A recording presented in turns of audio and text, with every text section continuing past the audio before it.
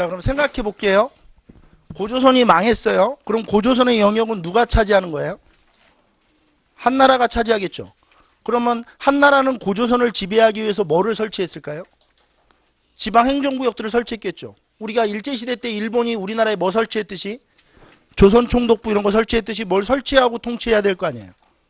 그럼 결국 이 이후에는 한해의 고조선 지배가 이루어지는 거네요. 누구의 고조선 지배? 자, 한번 볼게요.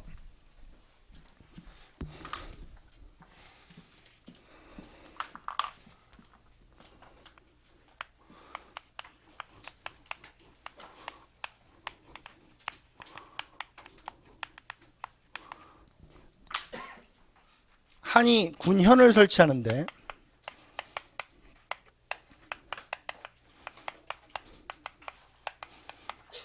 이렇게 설치한 게 한사군이라고 하는 거죠.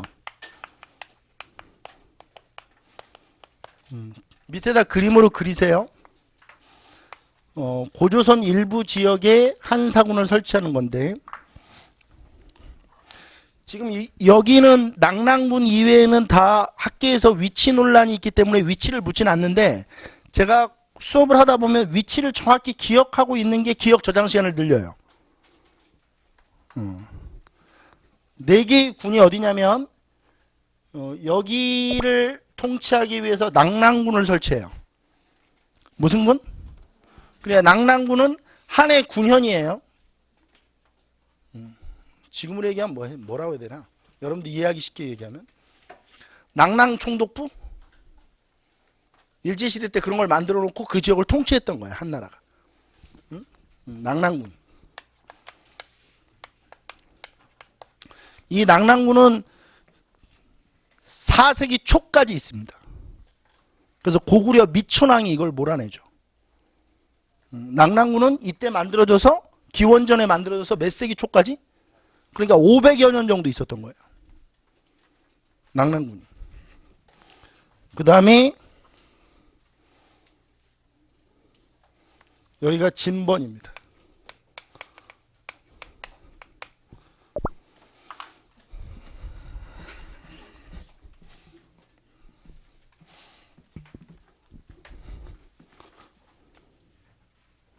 여기가 임둔군이고요. 그 다음에 여기가 현도군인데 여기에 한사군입니다.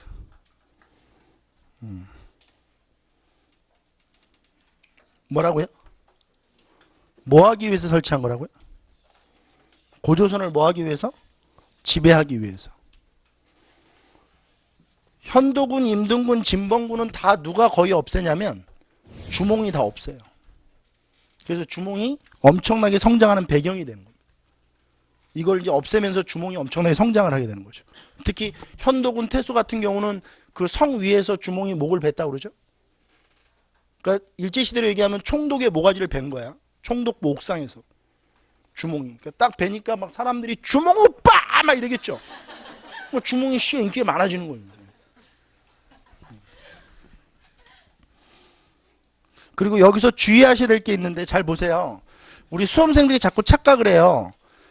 진번군, 임둔군 같은 경우는 원래부터 한나라가 가지고 있던 지방행정구역이에요. 그러니까 이게 무슨 얘기냐면 우리 입장에서 한번 볼게요. 우리가 일본 규슈를 먹었어. 우리나라가 예를 들어서. 근데 이 규슈의 지방행정구역을 뭘로 바꾼 거예요? 경상남도로 바꾼 거야, 우리가. 그러니까 이게 무슨 얘기냐면 위만조선 때 진번군, 임둔군과 계속 대립하고 전쟁을 했다. 이렇게 나오면 수험생들은 무슨 소리야? 위만조선 끝나고 진번, 임둔이 설치된 건데 이렇게 이제 의문을 품죠. 근데 진번과 임둔은 원래부터 있던 한 사군이에요. 이거를 위만조선을 멸망시키고 나서 고조선 땅에다 다시 만든 거죠. 그러니까 우리나라가 규슈를 만약에 먹었는데 이 규슈 행정구역을 뭐로 만들어버린 거야? 경상남도 이렇게 만든 거예요. 그러니까 경상남도는 이때 처음 생긴 게 아니라는 거죠. 원래 우리가 가지고 있었던 지방행정구역이라는 얘기예요. 이해됩니까? 여기서 보면 진번, 임등군 이런 거는 한 나라의 행정구역 명칭이에요.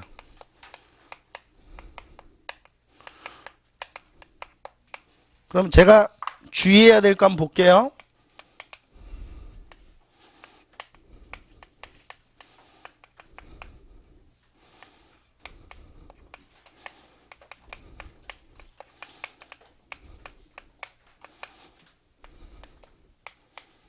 실제 나온 겁니다.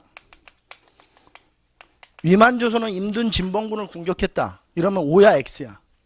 O가 된다고. O가. 지금 이해돼요? 무슨 얘기인지? 그러니까 위만조선이 멸망하고 임둔 진번이 설치된 게 아니고 원래부터 한 나라가 가지고 있던 지방 행정구역인데 그걸 확장시킨 거라고. 임둔 진번을. 그러니까 고조선 땅에도 자기네들이 가지고 있던 행정구역이 만들어진 거예요. 임둔 진번의 위치는 지금도 논란이에요. 정확히 어딘지에 대해서. 그리고 원래 한 나라 가지고 있던 임둔군과 진번군의 위치가 어디냐? 이런 거 다 논란이야. 그러니까 설명이 불가능한데 임둔과 진번은 원래부터 한 나라 가지고 있던 지방 행정구역이다. 그러니까 이 말이 O가 된다, X가 된다. 근데 만약에 이걸 설명해 주지 않으면 이거는 여러분들 생각할 때 시간적으로 봤을 때 무조건 뭐야? X지. 위만조선이 멸망하고 나서 한사군이 설치되는 건데 어떻게 임둔 진번과 위만조선이 싸워? 시간적으로 말이 안 되잖아요. 그렇죠? 어려워요. 어렵다. 그리고 두 번째는 법조항이 60여 개로 증가합니다.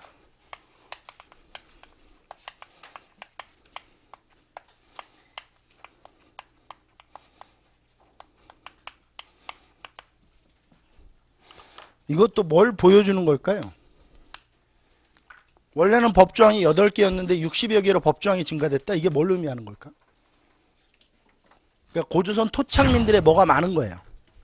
저항이 많았나 봐. 우리 일제시대 때 일본 애들이 뭐를 막 만들어? 법을 막 만들거든요. 그렇죠? 무슨 얘기인지 이해돼요? 그러니까 이민족이 우리를 침입해서 지배할 때는 그 지배자들이 자신의 생명과 재산을 지켜서 법조항을 계속 늘리잖아요. 그러니까 법조항이 60여 개로 증가했다는 것은 그만큼 고조선 토착민들의 저항이 많았다는 얘기야. 그리고 민족 분열 정책을 당연히 사용하겠죠.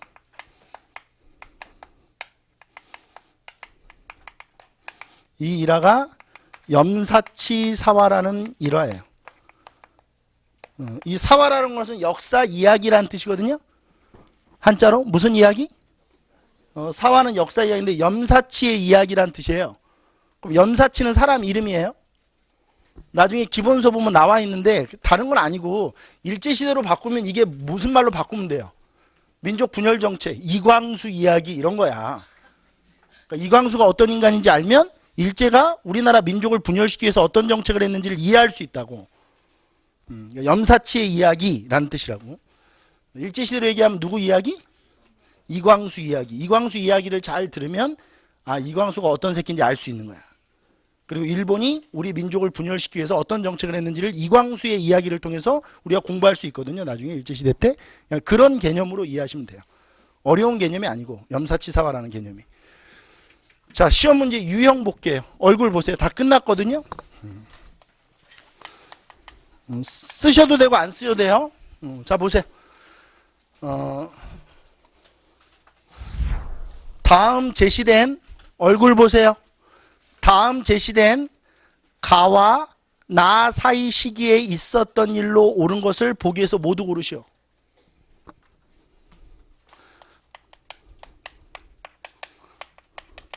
이거 찾는 거야. 근데 밑에 자료를 보면 가가 사건으로 딱 나와 있는 게 아니고 뭘 줘요? 사료를 줘. 요즘은. 근데 가사료를 읽어보니까 예를 드는 거예요. 가사료를 읽어보니까 이게 사료로 떴어. 연나라 장수 징계의 침입. 그러니까 사료에 연나라 장수 징계의 침입.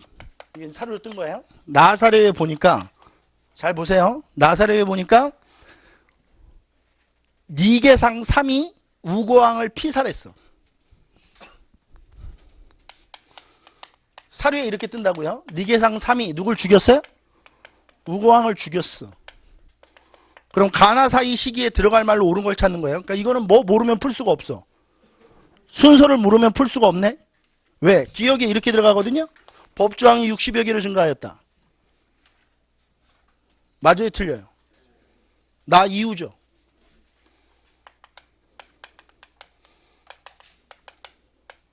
이렇게 나오는. 네. 재정일치 사회가 완성되었다. 왜 X예요?